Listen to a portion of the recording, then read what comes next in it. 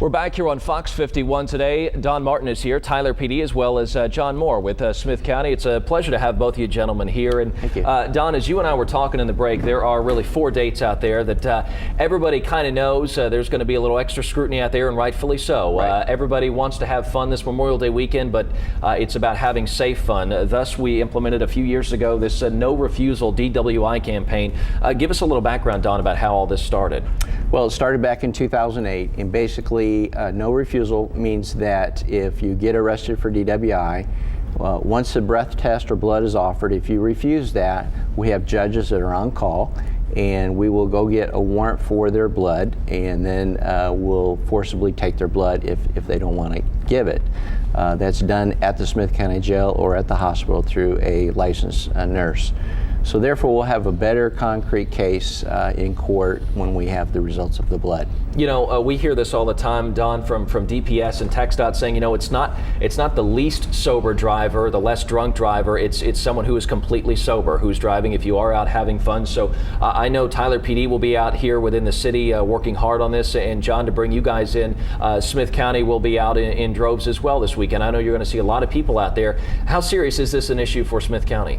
Well, I think it's a serious issue for the whole country. You know, people like to party on holiday weekends, but you just have to do it responsibly. And one of the things that we're really proud of is this year, for the first time, Smith County Sheriff's Office and the Tyler Police Department are going to be working together at Lake Tyler, and we're going to be looking for people who are not only, you know, partying too much out there on the roadways, but also on the lake. That's right. Looking at this, Don, there are a few other dates in the calendar year as well that you guys implement this campaign heavily. What are the 3 other dates we're looking at? The 3 other dates are 4th of July, Labor Day, and then followed up at the end with New Year's Eve.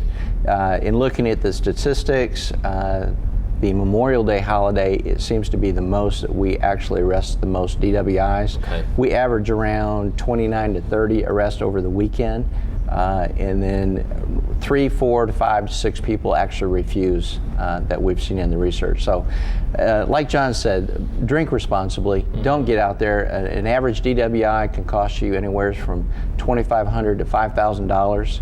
And the most important thing is we don't want to see anybody get hurt. This should be a fun holiday, and we don't want to see any tragedy where someone is killed. And you're right, Don. That, of course, the worst tragedy of all. And, of course, if you don't have that happen, looking at how this can affect your job, if you're looking at applying for a job, at employment, as far as that's concerned, we know you guys will be out this weekend. Do we have any idea about how many officers will be out there, John, with Smith County out at Lake Tyler?